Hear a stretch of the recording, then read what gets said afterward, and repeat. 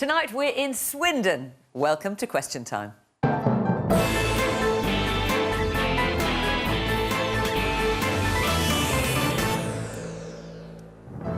On tonight's panel, the Government Security Minister and Deputy for Brexit and Preparations for No Deal, Brandon Lewis.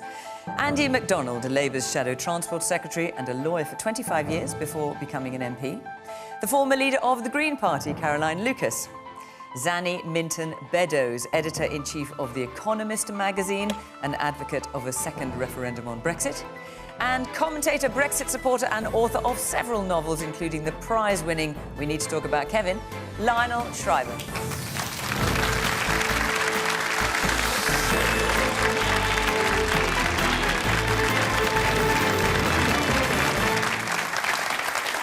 Welcome to our panel, to our audience here and to you at home. Do join in the conversation. Argue along using hashtag BBCQT on Facebook, on Instagram and on Twitter. Right, let's get started. Let's get stuck in with our first question for Mary Thomas. Is our current NHS safe in any post-Brexit trade deal? Andy, Labour Party have been talking about this quite a lot over the last day or two. Yes, we have, and we've got our grave concerns about the security of the NHS, and of course we have been saying for some time that there's a desire on the part of the Conservative government to engage with America to allow full market access, and of course that's been denied. We then subsequently discovered redacted documents that gave us an indication that discussions had taken place. Then, as you saw yesterday, we saw 451 pages of notes relating to discussions that had taken place between UK officials and US officials and the pharmaceutical industry. And did anywhere in those 451 pages, did anyone on the part of the government say, yes, let's put the NHS on the table? Well, you recall that when Donald Trump stood next to Theresa May and he said that the NHS is on the table, she didn't disabuse him of that. He then said that it wasn't Donald Trump. He then made a statement later on saying he wasn't going to get involved you look in the into the documentation, there's reference to those services, to pharmaceuticals, to data about those issues.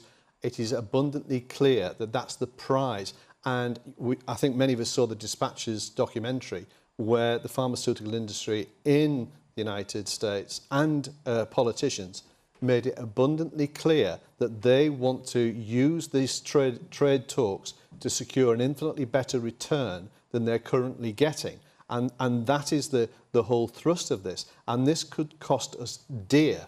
And the reality is that the American companies are wanting to get a better return that they're getting now, and their own patients pay an awful lot more. And that's the balance that they want. And this should really worry us, because if it does undermine our NHS, it will put such a hole in the finances that will make it untenable. And we should be very concerned about it. Zanny, of course, the US does already provide services to the NHS, and the NHS does buy some drugs from US pharmaceutical companies. It does. I think it's fair to say that it's going to be up to the UK whether it opens the NHS for further US access in any trade deal.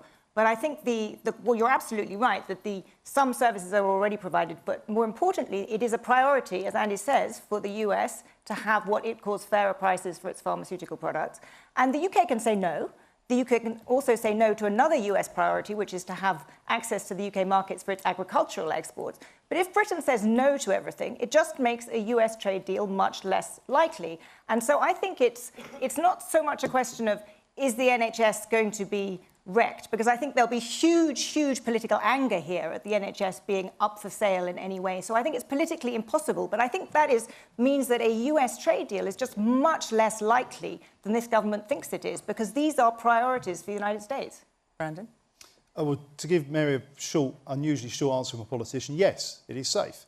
And just to cut through that, I mean, I think it's pretty dreadful, that sort of scaremongering Andy's given. As you said, Fiona, quite rightly, there is nothing in these documents. First of all, these documents aren't some great finding. They've been on the internet for 4 weeks or so. But there's nothing in there that infers anything of the sort. And both Matt Hancock, the Health Secretary, Liz Truss, the Trade Secretary and the Prime Minister have been very clear. The NHS is not on the table. It wouldn't be on the table and we would walk away rather than allow the NHS to Why help don't you us. say Then so in the why documents, did then? it form any part of those documents at all? Well, I think, If it's off the table, as clearly as Boris Johnson says so, why wasn't that made clear in those first documents? of all, I think over the last couple of... Bear in mind, there is no mention of the NHS. I think there might be one mention in the whole of 2019. But those documents have no reference to or mention to any opportunity for the NHS being on the table for the USA. I personally, and the Conservative Party, the Prime Minister's been very clear, believe in healthcare being free at the point of need. And I also believe I want everybody in the UK to have access to the best possible healthcare and the drugs that they need to deal with the symptoms that they have got. That's what the National Health Service should provide, does provide, and we will continue to invest in it. I'm still not clear. So if it's so obviously off the table, why wasn't that said in the documents? Why was it kept on the table in the documents? Well, it's not. In those documents, there is no mention whatsoever of the NHS being on the table. There just isn't. This is an utter scaremonger. Well, the Labour Party got the pretty Americans desperate said they wouldn't over talk where about they are in climate the general change. election. They put it in the So documents. They it's haven't about got an answer on a whole pharmaceutical range of companies and issues. access to, and to obviously, the UK. but there is no reference to the NHS being for sale. It is not, and it will not be on the table. Right, there's a lot of hands up here. Yes, the man there in the pink shirt. It seems like Labour are trying to whip up a storm in a teacup over these NHS documents when all they're really trying to do is drive attention away from their floundering on Brexit. OK. The woman in the green.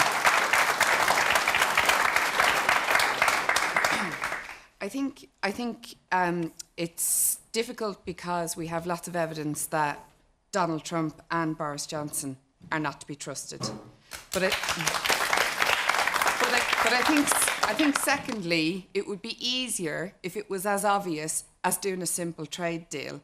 I think what's happening and has been happening for several years, probably longer, is that there's a large sum of the NHS budget already being spent and handed over to private companies in exchange for services to the NHS, and they're not delivering. That's right. That's It's the problem. about 7%, actually, just to put a figure on it. Which is a large sum of money. And actually, as a nurse myself, who's proud to work for the NHS, which, yes, delivers freely at the point of entry, but actually we're not able to deliver adequate service in the emergency department anymore because it's just been underfunded year after year after year. And there's frustration across the board from mental health perspective and a general health perspective as well. So as someone who works in the NHS, are you worried about the NHS in a post-Brexit trade deal? Absolutely, absolutely. I feel like the people who work for the NHS and on behalf of the NHS are very dedicated and believe in the culture of delivering a health service that is free and accessible to all. What worries me is that having worked for that organisation for 20 years, I feel like year after year after year, we're able to deliver less and less and less, and the need is just increasing all the time. Lionel, coming back to the original question, and obviously Andy has raised the bogeyman of America and big pharma in the States. What's your view on this? Well, I think this simplistic slogan, not for sale, is cynical. And the truth is that as for the NHS, nobody wants to buy it. I mean, it wouldn't be a great investment. But there's aspects of it they might want access to, data, for example, or the ability to sell drugs into the NHS? The only thing that has been remotely on the table has been the price of pharmaceuticals that were developed in the United States. And the NHS already negotiates with American pharmaceutical companies over the prices, and obviously the companies want to charge more. I mean, one of the things that we're dealing with is an inequity which I feel torn about because I live part of the year in the United States. I'm American, but I live most of the year over here. But Americans like me are carrying the costs of research and development for drugs for the whole world. And I honestly don't know what the answer to this is, but you get a much better deal than anyone in the United States who pays multiples for the same drugs. Caroline? Well, I think it's really important to remember that Trump himself has said, and I quote, "I have directed our trade representatives to make this a top priority with every trading partner." And he's referring to the idea of extending these patents so that those drugs will be more expensive than the generic ordinary drugs. And so that is a very real risk, I think, to our NHS. And at the end of the day, it comes down to, who do you trust? And when Boris Johnson says, don't worry, this is not on the table, I think you have to ask yourself two things. One, why didn't it actually get properly written into these documents that the NHS isn't on the table? Because other issues were written like that from the US side. They were actually ruled out, and we haven't ruled it out. But climate change, for example. Climate change, for example. And secondly, just do you trust the same man who said, for example, that he was going to build 40 hospitals that turned out to be 6, that said he was going to recruit 50,000 new nurses, and it turns out there's 30,000 if we're lucky, who's supposed to be prostrate in a ditch, I think, because we didn't leave the EU at the end of October. This is a man who lies whenever it suits him, and I wouldn't trust his word on whether or not the NHS is safe at all. And if we wanted to know, one last point, if we wanted to know, one way to make it more clear would be to increase the transparency around our trade negotiations. And what's really interesting is that the new trade bill that Liam Fox was trying to get through Parliament before we were prorogued was absolutely reducing the scrutiny of MPs over trade policy. So no wonder people are concerned about this. The man in the blue shirt.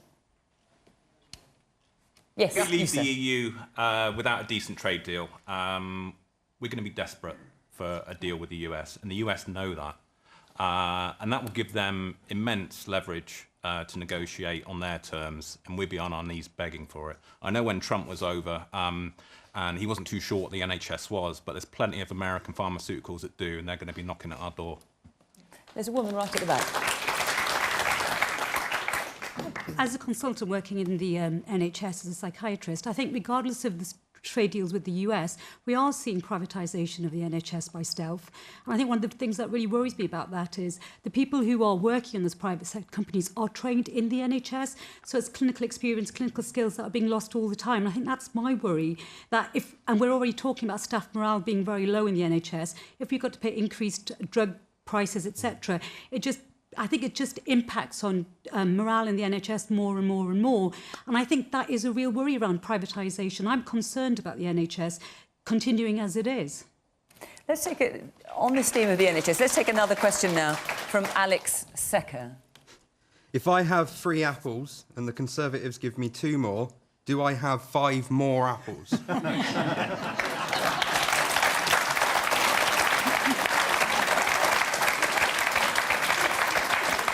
Brandon? Depends when you started counting the 5. Look, would you like to enlighten everybody as to what that question is referring to? Absolutely. This is referring to the nurses. This is where I think Caroline... The nurses, the more nurses for the NHS. And this is where I think the point Caroline made a little while ago is not entirely fair or accurate. What we have said is there will be, in 5 years' time, at the end of the Parliament, 50,000 more nurses.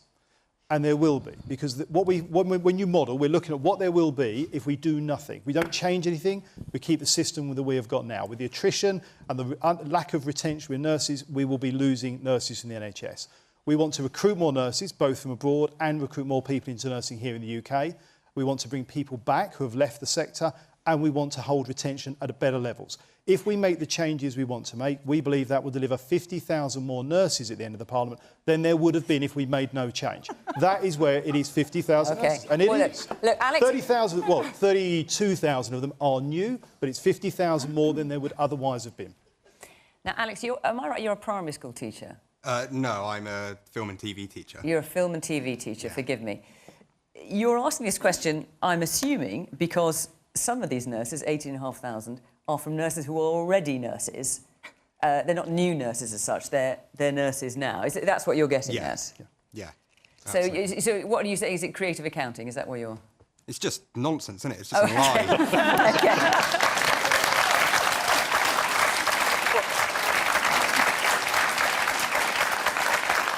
Look, as I said, there are 18,000 nurses who will leave if we don't retain them. We want to make changes so we improve retention, also bringing back people who have already left So that in 5 years' time, there will be 50,000 nurses more than there would have been if we made no changes. 32,000 of those are entirely new staff we want to recruit into the sector.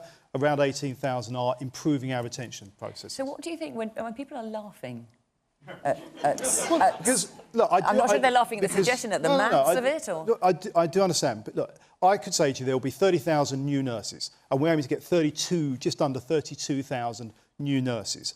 We're also being very upfront and transparent about the fact we have a problem with retention in the NHS. The lady just earlier on mentioned this. In the NHS with nurses. We want to do something about that and encourage some who have already left to come back. That's the other 18,000+. That means in 5 years we would have 50,000 more nurses than we will otherwise have. That's not 18,000+ more. That's It's 18,000 more nurses than we would have if we kept the status quo. You can't make up maths. Like, you just can't. That's a lie. Well, what you're saying is a lie. You're lying to everyone. It's a lie. I asked my 8-year-old this question before I came here tonight, and she knew the right answer. Well, like, you're lying. I can only say to you the fact. The fact is, if we make no change, we keep the status quo, we will be losing more and more nurses from the NHS, which we don't want. We want to retain more nurses. And actually within that figure, it's not just retention of who's already there, it's encouraging back in some who have already left. There will be, with the changes we want to make and the extra recruitment of the new nurses, over 31,000, almost 32,000 extra nurses, new nurses, there will be 50,000 more nurses in 5 years' time than there would otherwise be. The truth is, though, that with the kind of Brexit you're pursuing, first of all, we're going to have an end to freedom of movement. So you're probably going to have even fewer nurses coming from the EU into our NHS. You're also making the nurses that are inside the NHS right now feel even less welcome than they did before, so they're leaving. You're treating them appallingly. It's been so, things like the nursing bursaries being cut, the way in which there are so many now nurses who are so stressed because they are so short-staffed on so many of the wards. And I hear this in my constituency in Brighton all the time, that the stress on those nurses that are there is immense. So this idea that your creative bit of accounting is suddenly going to make nurses come back to the NHS in droves is just fantasy, and it's also insulting to people because we're laughing, but actually it's not funny. It's not funny to have a Prime Minister and ministers who just simply make stuff up. We're better. Zanny. I agree with that, and I think it goes broader. I think we are all failing to acknowledge one thing, which is that we need to spend more money on the NHS. We're getting older. As we get older, we get sicker. That means more money needs to be spent on the NHS. Now, the Tories have all kinds of creative accounting, magicking nurses around the place, but the bottom line is they're not going to be spending enough on the NHS, and they haven't come clean about that. The Labour Party has its own creative accounting, which is it's going to increase spending on the NHS, but it says that it can all be funded by raising taxes only on business and the rich. That's equally mendacious, frankly. And so I think as a country, we need to have an honest conversation. We're very proud of the NHS. There's lots of things to love about it. It's wonderful. But as we get older, as this country gets older, it means we need to spend more money on it. That means we have to pay more tax. And I think we need to be honest about that happening. And we're just not having that honest conversation anywhere. Okay. Now, I can see that the woman in the green, and who is a nurse, you've got your hand up, so make a budget. Are there any other nurses in the audience? Just take your hand down if you're not a nurse. Right, so you're also a nurse in the...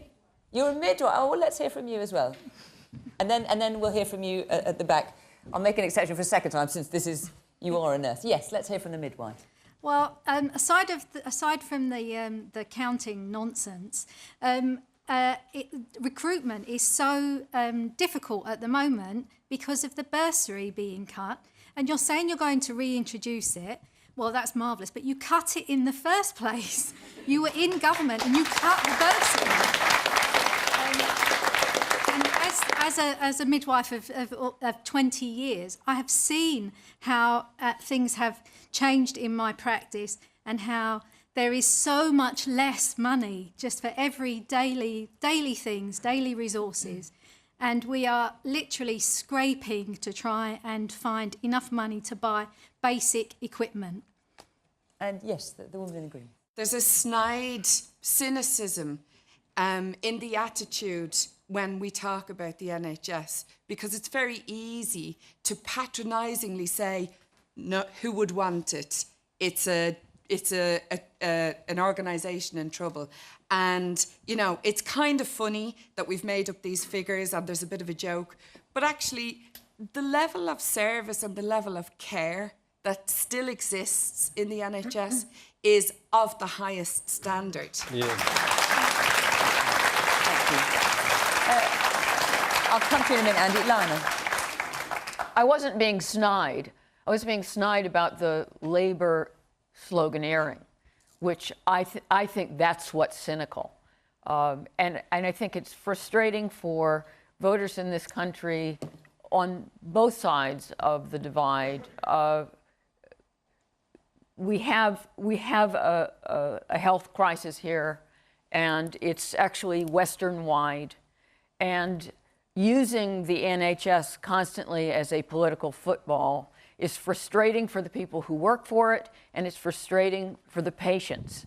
I mean, I don't think it. I think there are funding problems, but it's not all money. And I bet you could tell me that. That from what I've read, and it's all, you know, secondhand for me, but that there are serious organizational problems. And, you know, when Tony Blair threw massive amounts of money at the NHS, then it just became bloated in middle management. Am I right? No, it's not as simple because, for one, trying to turn it into business only is impossible because it involves people, and people are unpredictable, okay? But secondly, yes, Tony Blair threw money at the service, but it wasn't just middle management that got the benefit of that. It recognised areas of need, and it thoroughly and in a quality way funded them. The problem was it was knee-jerk and it wasn't followed up. So Right. that quality and that level of funding and resource wasn't maintained. Well, I think, I'm just saying, we have to stop dealing with this always as a party political issue and come together and figure out how to fund and organize the health service for the next 20, 30 years and stop, you know, just turning it into a mudslinging match or a competition between each party as to who's going to put more money into it. It needs to be more intelligent than that. Andy? Do you need to be having a more intelligent conversation about the NHS? We certainly do, but I just think we just need to pause and take stock of the achievement of establishing the NHS. And I'm sorry, that was a political move to establish that. You know, the Conservative Party voted against the establishment of the NHS 21 times. Politics makes things happen. And I'm not particularly attracted to the idea that we cannot trespass into having a political discussion. This is critically important for our country, and we pride ourselves on our NHS.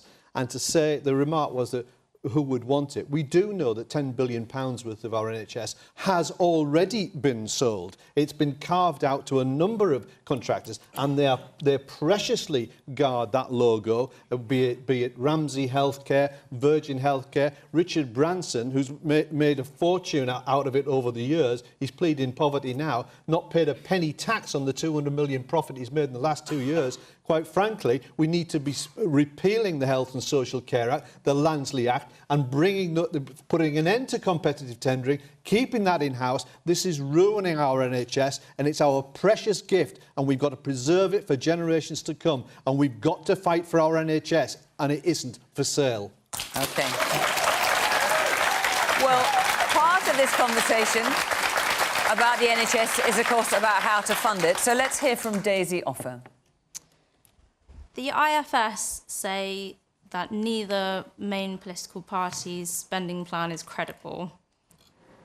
When are politicians going to start being honest with the public? So this is the Institute for Fiscal Studies, who have been giving a bit of a commentary throughout the election, but they've made a statement today, having looked at both the Conservative and the Labour manifestos, and have not been very impressed with either, I think it's fair to say. Zanny, as the economist on the panel here, what's your take on this? I think the IFS is absolutely right. I think that neither of the plans are credible, and neither of the big major parties are being honest with voters. And I think the Tories, who are proposing a very small increase in spending, but a tiny one, which basically would be a kind of unambitious one-year budget, never mind a 5-year budget, and they're promising not to increase taxes, not to increase income taxes, national insurance taxes, VAT, saying no tax increases. The IFS has said they're almost certainly going to spend more and they're going to have to increase taxes. And they're right. The Labour Party is being equally mendacious, though, because the Labour Party is increasing spending quite dramatically, 80 billion a year. It says all of that, plus all the money that we spent on capital spending and on nationalisations and so forth, and it says all of that can be funded by raising taxes only on the rich and on business. And that's just simply not true either. And so both sides, I think, the Labour Party would have to raise taxes much more than it says, much more broadly, and the Tory Party is going to end up spending more and also have to raise taxes more. And we're just not having an honest conversation. And it seems to me that there are many reasons to be depressed about this election, but sort of total lack of honesty on things that are that important strikes me as just being really deeply depressing. And so the IFS is absolutely right.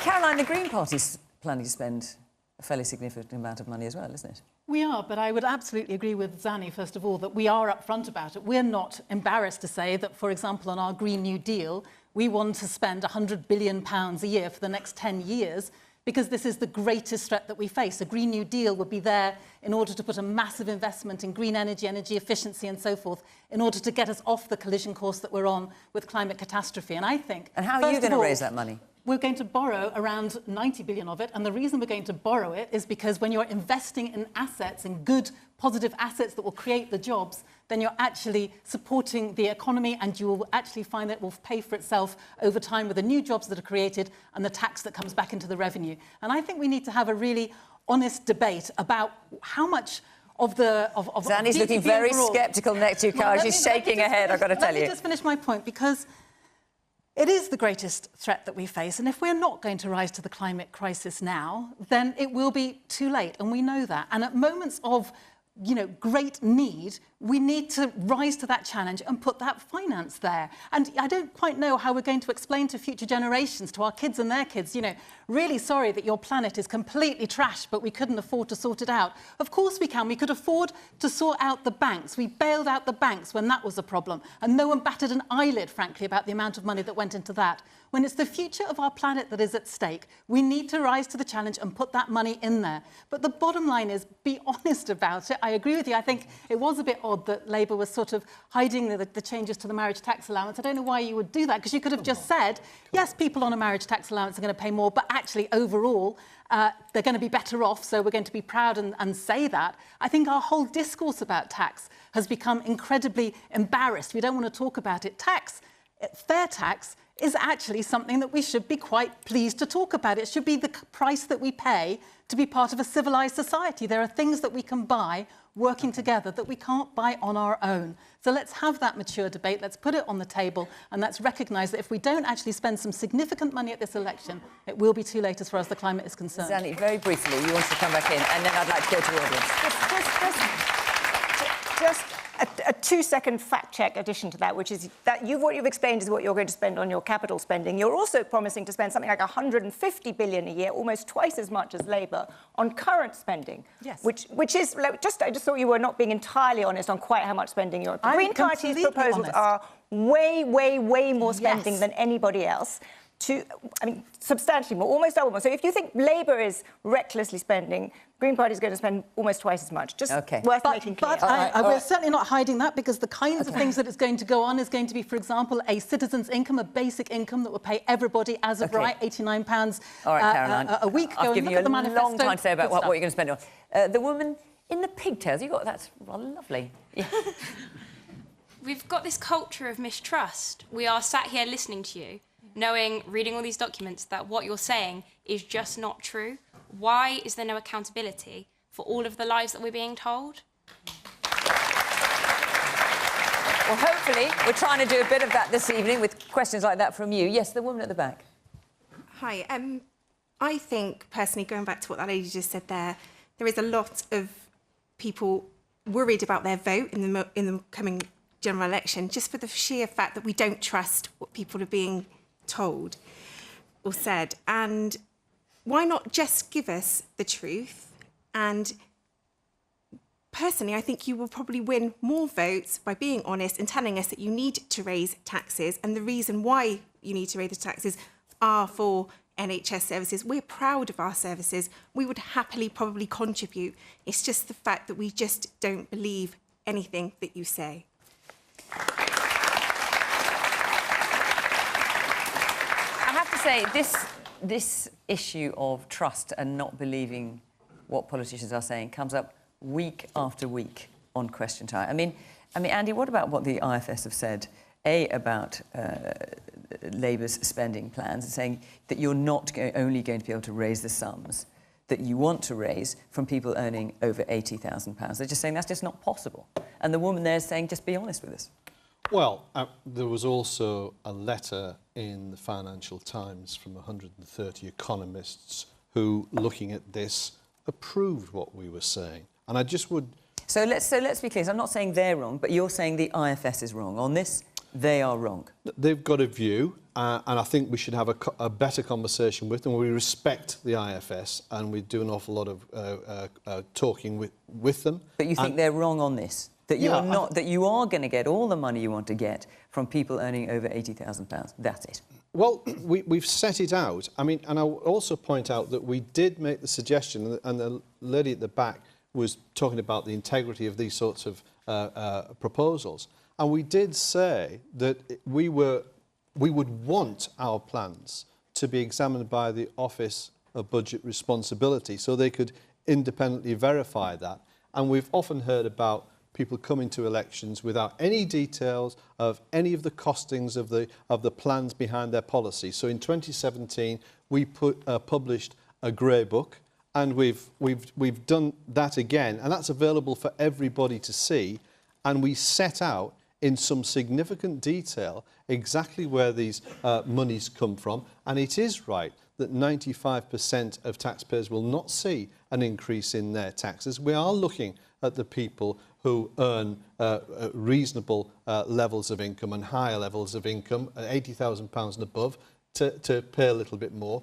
We're also asking those corporations to pay a bit more corporation tax. And Boris Johnson himself identified that taking it down to 17%, it's already come from 28% to 19%, they want to get it to 17%, is saying that would be £6 billion out of the pot that we can ill afford. And this is going back to 26%. These are not unreasonable levels. And every corporation wants to have a healthy workforce, an educated workforce. It wants to have investment in its infrastructure. So it's perfectly proper that they make a contribution, a proper contribution to their society. And the likes of Amazon and Google, well, they can start paying some taxes because they make an awful lot of profit out of their activities in this country and pay nothing. And that is not sustainable. Low-earning married couples, for example, who lose 250 on your plans, they're not the Amazons and the Googles of this world and the people earning over 80 grand. Fiona, they will, the gains that they will get through childcare, through the minimum wage, through an increase in their salaries of 5%, through the reduction in their heating costs, that's thousands and thousands and thousands of pounds. We're talking about a scale of £0 to £250. It's going to be dwarfed by the savings that those very people that you're talking about are going to secure under these plans. And I think that's the right way to go about, because they have been punished. You know, my goodness me, we have an emergency in our society. We've got homelessness and destitution and people struggling. We've got an outbreak of food banks growing all the time. We have to turn this around. This is a social and economic crisis going on in our country now, and we simply cannot allow it to go on any further. The man then with the blue sweater, the dark blue sweater. Yes. Hi there. Following on from the previous theme on the NHS, Boris Johnson is not to be trusted. Only in the Daily Express today, he was saying austerity was wrong, distancing himself from that. As has already been stated quite correctly, under this Tory government, there has been an increase in child poverty, an increase in food banks. It's dividing the country. And just to refer back to the IFS, there has been a 14% reduction in 2010. Sorry, 14% less on public spending versus 2010. So the Tory government are not reversing austerity and not planning to do so. The man there in the glasses. So Labour's been talking about the Grey Book a lot, and you're saying you costed everything.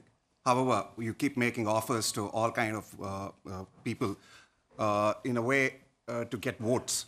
And say, for example, the WASPI women, not good, good for them that they've been fighting for it, but Labour cannot fund it properly. And how would you define that? Well, it's a moral obligation. These women were lost out. It's their entitlement, and we've got to take special measures about that. But it's a one-off. You either take that, you either get it from reserves, and if the reserves aren't sufficient, and over 5 years. But it's an obligation, it's a moral obligation. Those women paid into the system and they were cheated. The deal was changed on them and they were looking forward to retirement. Their plans have been turned upside down. It's a moral duty of this country to put that wrong right, and it cannot continue. I couldn't disagree more. Government policy changes all the time. It creates losers and winners. Ideally, that's calculated. This was calculated. We have been retiring too early. The difference between men and women's retirement ages never made the slightest bit of sense. I thought it was a little condescending toward women that we can't work as long. None of us can retire that early. And furthermore, when government policy changes, and then and it's meant to save the state money, which is all of our money, it doesn't make any sense to then claw it back and compensate the people who lost out. I'm sorry, but this seems to be all based on the fact that there were expectations of retiring at a certain point. Well, what about the expectations of the cohort behind them? Wouldn't they feel cheated? Don't they need to be compensated? All of us have to make some sacrifices when... But it's the very women who've suffered inequality for all of their lives, and they've been planning for a retirement date, and that the rug is pulled out from underneath them as they approach their retirement. That has ruined lives. That has really turned people upside down, and it's an outrage that it ever happened. I mean, not all of them. So obviously Theresa May's, she comes in that cohort. I don't think she's doing too badly. Well, no, and she'll be taxed on it at a marginal rate. But she's going to get, what, £30,000 or something? I'm more concerned about the woman who's on low earnings, who's been as having all sorts of... But then why not just give the money to her, not to someone like Theresa May? Because we believe in universality. It's a deal. You pay in, you get out. If you have made your contributions in full expectation that you're getting that deal when you retire, the government should honour that and not betray them and renege on it. Let's come back to the original question, which was from you, Daisy. The Institute of Fiscal Studies says both main parties' spending plans are not credible. When will politicians start being honest with the public? So, Brandy, you've been sitting here very quietly while this conversation has been going on. But the Conservatives have also been criticised by the Institute of Fiscal Studies, saying they're likely to spend much more than their manifesto says. Well, look, we're going to spend what we've said in our manifesto. Yeah, look, I've been sitting here biting my lip a little bit for the last few minutes because... Have you? I thought you were just sitting back thinking, oh, phew, look, I can sit this out. Not at all, because I think if you look at the reality of what we're hearing, and Andy's quite openly gone through some of this, the reality is you've got a Labour manifesto that outlines £82 billion odd worth of taxes. That doesn't account for the nationalisation costs, let alone the extra 56 billion. No, but hang on, let's talk about... No, hang on, let's talk about the... But Andy has talked about his. Let's talk about yours. Yeah, Zanny made the point about our manifesto having less spending than the Greens and Labour. Yes, it does. Our manifesto outlines spending that we believe the country can afford, that allows us to invest more in the NHS, more in schools, more in infrastructure, and at the same time to make sure that we can put more money in people's pockets. That I personally do believe. I want people to have more money in their pockets, to spend in the economy, businesses to develop more jobs, 1,000 jobs a day being created since 2010 under this government. I'm very, very proud of that. But we can't sit here either believing we're talking about this in a kind of vacuum that we are, because none of this is possible unless we do the thing that Andy wants to stay away from and his leader can't make a decision about, and that's get Brexit done. We've got to get Brexit done so that we can do these things and invest in our economy. Well, hang on a second. The Institute of Fiscal Studies has also said, which is what the gentleman was referring to over there, that under the Conservatives, under the spending plans in your manifesto, spending on public services, apart from healthcare, would be 14% lower by the end of Parliament, if you are to take office, than it was in 2010, 2011. That sounds like a return to austerity.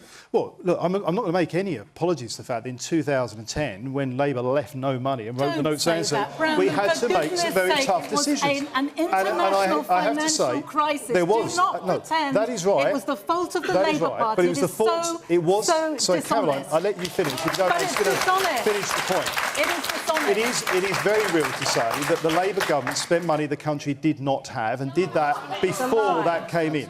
And I have to say, we had to make tough decisions, and we did do that. That now means that because of that financial process of decisions we made, we can now invest in things. Poverty, but the IFS is saying you're going to take, in terms of public services, you're going to go back there. What our manifesto outlines a couple of things. First of all, as was rightly said, we are not going to increase VAT, income tax or national insurance. In fact, we want to raise the threshold for national insurance so people keep more money in their pockets, whilst we do increase investment in these things and have a surplus for our country so we can fix the roof while the sun is shining. Into the schools, into the hospitals, into all these things that you're promising. Because we've had, up. and we will continue to have good financial management of the economy, we can make those investments, as we have outlined, so including, yes, 40 new hospitals. But, none of this is possible.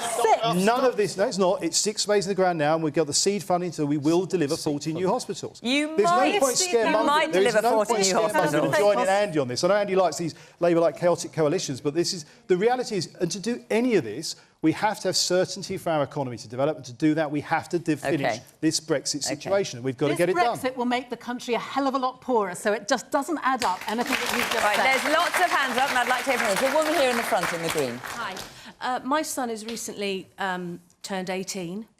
How do you suggest I encourage him to vote for you when all he hears are lies and broken promises? He's not thinking of voting, which I think's travesty. OK. And there's a woman here in the grey sweater at the front as well. OK. Now, obviously, you're all banking on us coming out to vote for you all.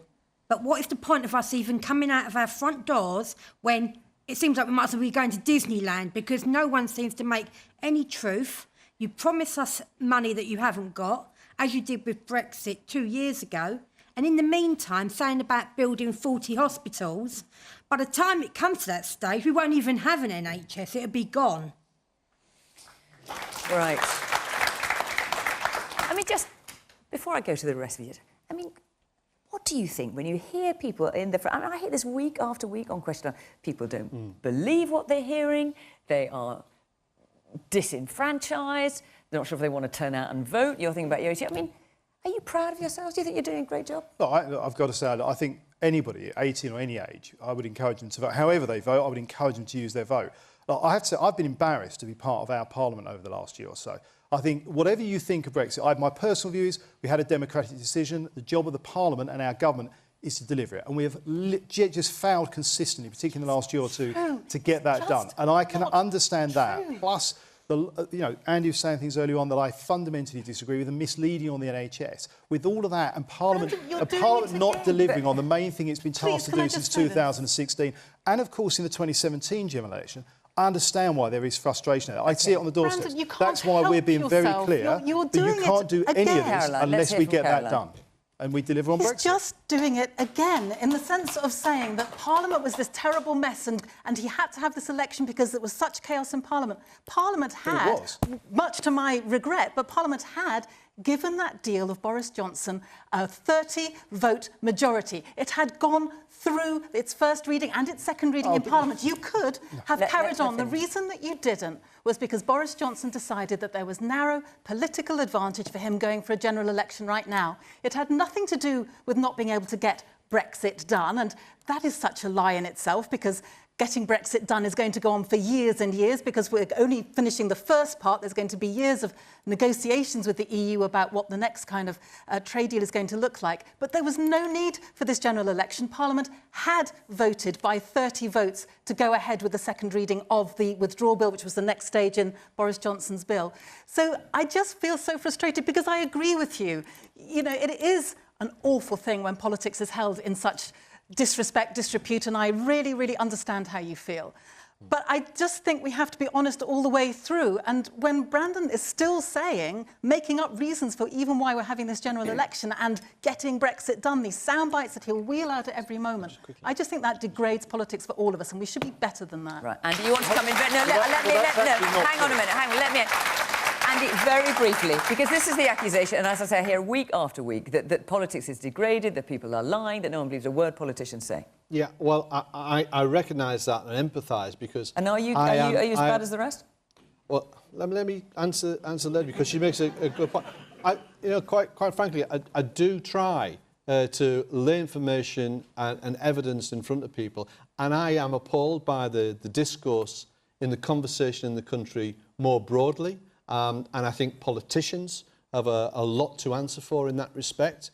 And we live in a media bubble where a lot of attention is paid to that. And quite frankly, I get a little bit disappointed about this whole business of it being entertaining and people shutting discussion down and not getting to the end of a discussion. And Chris Patten, a Tory MP and sits in the Lords, he said something a few years ago I thought that was very, very accurate. He said the trouble with the modern discourse is that nobody is prepared to read to the end of the paragraph. So we don't get a thorough discussion about these critical issues. And I do wish things were evidence-based. And that is exactly why I was saying that this sort of document should be subjected to scrutiny by the Office for Budget Responsibility. So you've got some independent assessment. I would welcome that. I think that's the better way to do it so people can make informed choices. And lastly, I think a boy who's not going to be voting at 18, I just plead with him. You know, people won this vote, but it was very hard won. And it's our precious gift. And I know politics drives people mad. And we've gone through election after election. But please, don't ever... I'm speaking to him, really. Please don't give up this precious gift. It's too important. OK. Right. We're going to move on in a moment. But before we do, I just want to tell you that next week we are in Hull. And the following week we will be live in Wandsworth in London. That's the day after the election. Let's see if your son votes. That's at 8:30 p.m. on Friday the 13th. Let's see if that date lives up to its reputation. There'll also be another Question Time election special, this time for the under-30s.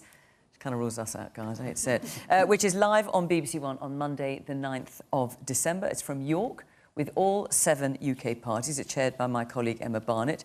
And as the title suggests, you do have to be aged between 18 and 30 to get into the audience for that one. But if you'd like to be in that audience, or for any of those programmes, call 0330 123 9988 or go to the Question Time website and you can follow the instructions there.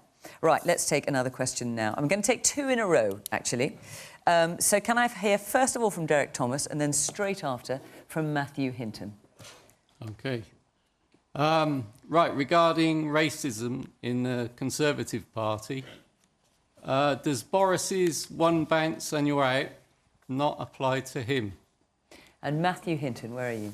Here.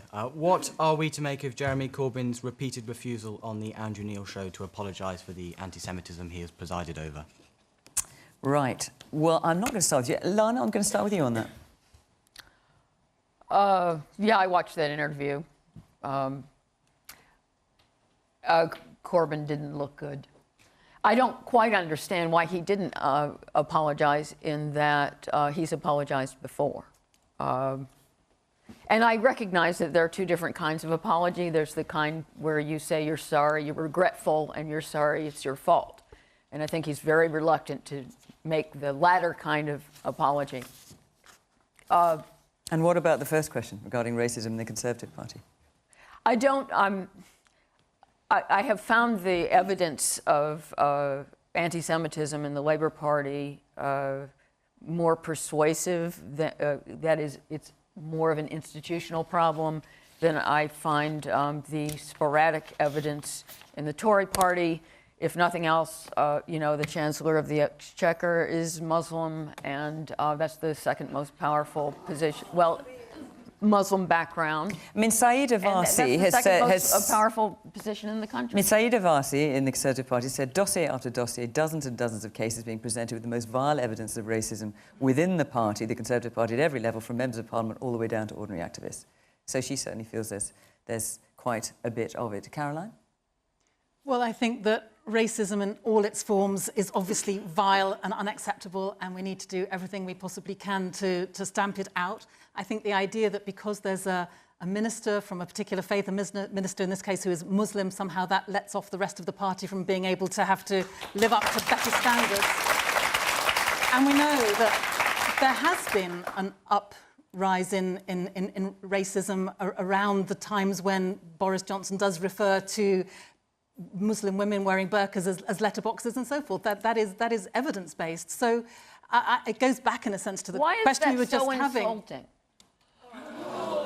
It's just an image. He was being lighthearted. It gets taken out of context. Well, tell you what, hang on. Let's ask the woman in the audience. You want to talk about that? What about the rhetoric you use about people in letterboxes when I walk down the street and I get told after that to go back to my own country? Exactly. I am from here. I am from here. When I get from that rhetoric, I get told to go back to my own country. That was an image. Take responsibility. That was an image taken. And you are spreading hate by saying that. What is wrong with saying it's a letterbox? You're spreading hate and racism. The consequences from that. This is not a standard slur. It's not a joke. You shouldn't mock someone's image. religion. You should not mock someone's religion. Did you read the original op-ed? Did you read the piece?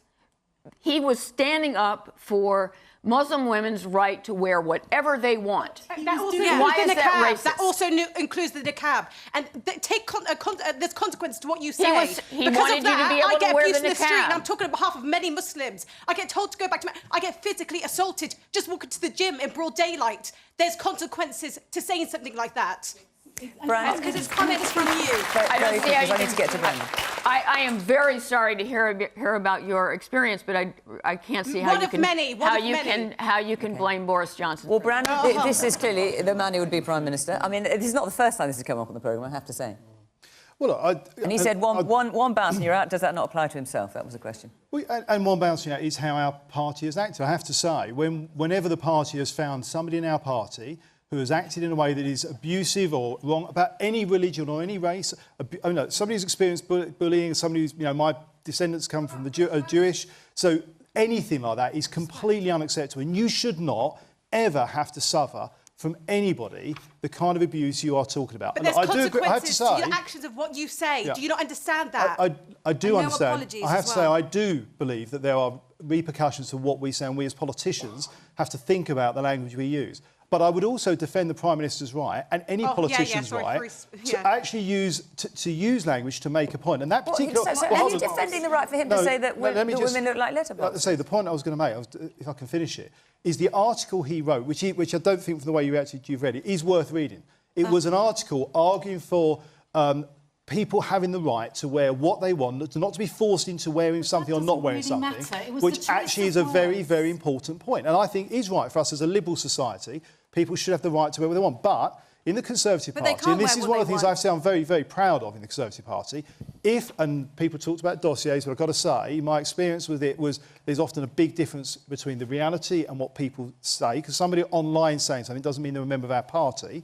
But actually, we have dealt with cases. If we find somebody who's acting in a way that's inappropriate, whatever type of inappropriate behaviour that is, that has been dealt with, it's been dealt with swiftly, not these tons and tons of cases sitting around for sometimes like Ken Livingstone years, not being dealt with by the Labour Party. That is quite a different situation, and I think it's abhorrent to see what we saw on Andrew Neil the other night. OK, well, that was the other question. So why did Jeremy Corbyn... He has apologised before in a meaningful way. Why was he not able to do that on Andrew Neil? I'm glad you acknowledged that, because he has acknowledged and apologised on several occasions for the hurt caused to members of the Jewish community. So why... It was kind of an awkward moment, wasn't it? Why did he just not say, I'm sorry? He has said... He is sorry. He is sorry that it has happened. The question was, why didn't he say it when asked on Monday night? He's not used weasel words about it. You know, when you hear people say, I'm sorry for any offence that may have been caused. No, and I've made that clear. So why didn't he say... The question is, why was he unable to say sorry on Monday night? We can't get through. Because what he's trying to do is, having made those apologies, publish them, and he repeated them the following day, by the way, is to get on to the proactive measures that we want to take as an incoming government to give those protections to the Jewish community. But you can still say sorry and then talk about that as well.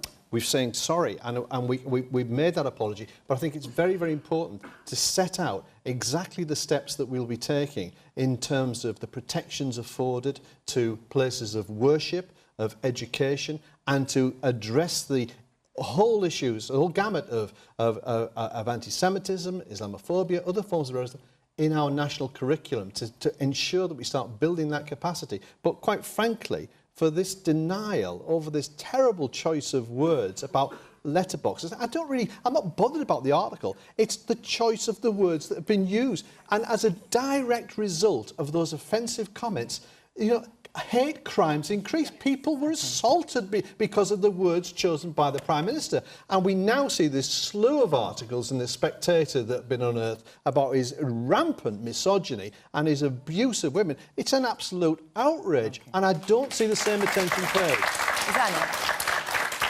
I think there was a poll out this week that said a third of voters consider both Jeremy Corbyn and Boris Johnson to be racist. A third.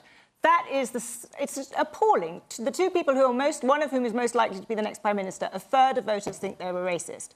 So I think we have a real problem, and I think there's a real problem on both sides. I think in the Labour Party, it is an institutionalised problem that has come in the last few years with the arrival of Momentum and Jeremy Corbyn. Let me just finish. Let me just finish. Let me just finish. There were incidents. Well, let's make a point. MPs have been hounded out of the party.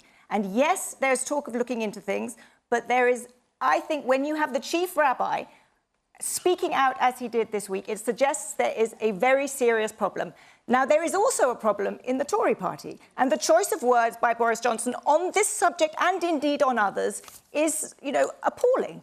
And there's no way of going around it. It's a stain on the Tory party. And during the leadership campaign, Boris Johnson said there would be an independent inquiry into Islamophobia in the party. And to my knowledge, that has not happened. So I think in both cases, the parties are falling really radically short of where they should be. OK, just a minute. Well, there's going to be an inquiry, but it's not independent, and it's into... but it's into all forms of prejudice, not just into Islamophobia, as was promised on television, live television, I think. Yes, the woman there.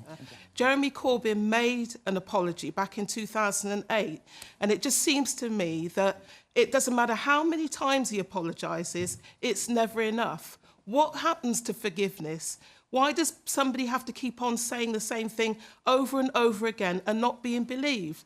There are two black women that sit regularly on the front benches with Jeremy Corbyn. If there was rampant racism in the Labour Party, I'm sure they would have known about it and identified it. I don't believe that he gets a fair deal from the media or the press in terms of that. We know that these media moguls sit there wanting to protect their position and their millions that they park off overseas in offshore accounts, and they see him as a threat to that position. And that's what this is all about. And quite frankly, I'm sick and tired of it. I see it go on a regular basis, the continual pummeling of Jeremy Corbyn for no good reason. And it just seems to me that people just don't understand or recognise a decent person when they see one anymore. They want people to keep on being nasty and spiteful and evil all the time. And it's not right. Well, I can see people... We need to get back to decent values. I can see people agreeing with you, certainly the sentiment, people agreeing on some of it and shaking their head at some of it as well. I'm afraid we have to end it there. I think we could...